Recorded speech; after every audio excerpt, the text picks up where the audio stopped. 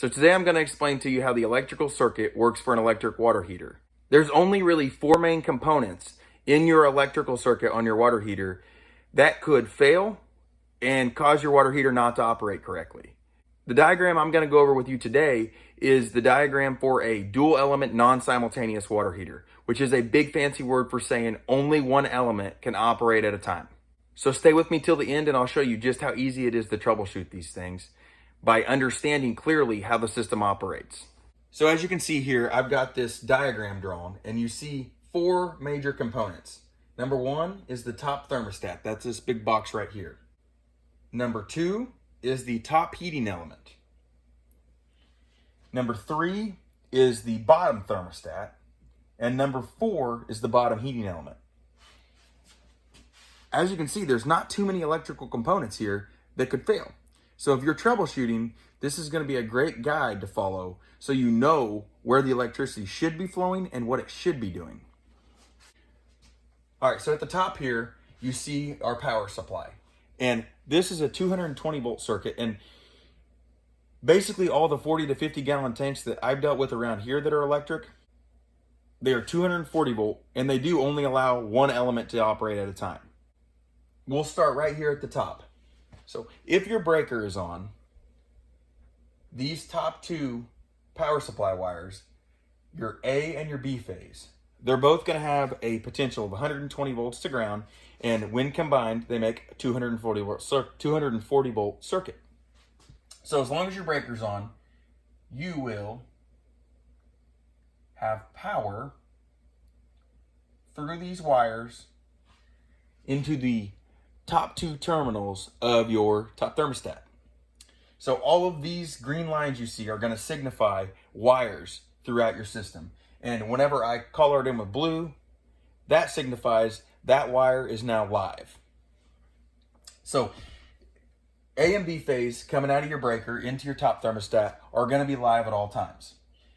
That means this little bus bar here in the top thermostat connects your terminal 1 and terminal 3 to your terminal 2 and terminal 4. And at all times, these wires are going to be hot. This one going from 2 to 1, and these two going from, this one from 4 down to your bottom heating element, and this one from 4 down to your top heating element.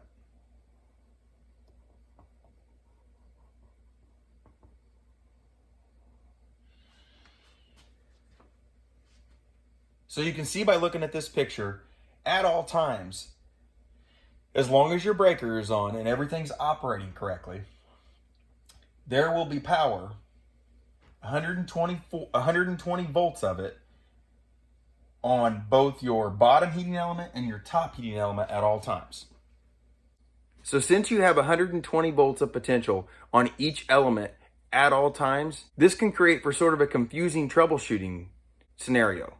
So if you were to check from any one of the screws on your elements to ground, at any time it's going to read 120 volts on any one of the four screws. And this is because even though you only have 120 volts supplied to one of the screws, the power will run down through the element and back up to the other screw. It can't go anywhere because you don't have that other phase of your alternating current to allow a path back to the source. But it does allow power to flow through the element up to the other screw. So if you're checking all four of those to ground, it will always read 120 volts. And this can be confusing. You think, oh, I have power on that screw, but you don't have that second phase. You just have power through the first phase, down through the element and up to that second screw. So when you're checking these, the easiest way to tell if the element's heating is to go across the two screws on the element. So if you go across the two screws and you don't have both phases so that the element's not actually operating, you'll read 0 volts because essentially you're trying to check voltage on the same wire. And voltage can only be checked if you check for a potential difference in the voltage. So if you're checking it on both screws and it reads 0, that means that element is not engaged, it does not have both phases. If you check across the element and across both screws on the element and you read 240 volts, that does mean you have 240 volts supplied to the element, and that element should be heating. So let's look at the components that will allow that other phase to flow down to our element and turn it on. You can see there's power on this number 1 terminal on your top thermostat. So from here, your power can go one of 2 ways. These thermostats work just like the thermostat would on your heat and air. So let's say it's wintertime and you have your heat set on 70 degrees. And if it is 65 in your house, or 68 or 69, that thermostat will tell your heating system to kick on your heat to warm your house. This operates in the same way. So if this top portion of your water heater is below the set point, this thermostat is going to close the switch from 1 to 2 right here, and electricity will flow through your number 2 terminal on your thermostat down to your heating element. Now that this heating element has both A phase and B phase, it will engage and heat that portion of the tank. So I guess you're wondering what happens if both the top and the bottom thermostats are below the set point and they both need heat. Your top thermostat is your master control.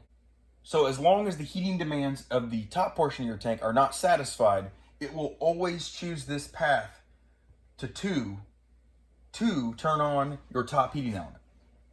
Only when that's satisfied does it allow this top thermostat to choose your second path. And that is through number 4 over here through this thermostat. And it'll only choose that path when this thermostat on your bottom heating element is calling for heat. So then electricity will flow through this number 2 down to your bottom heating element. It's really that simple, guys. There's not that many components. If you did find value, please like and subscribe to my page, and I'll put more content out just like this.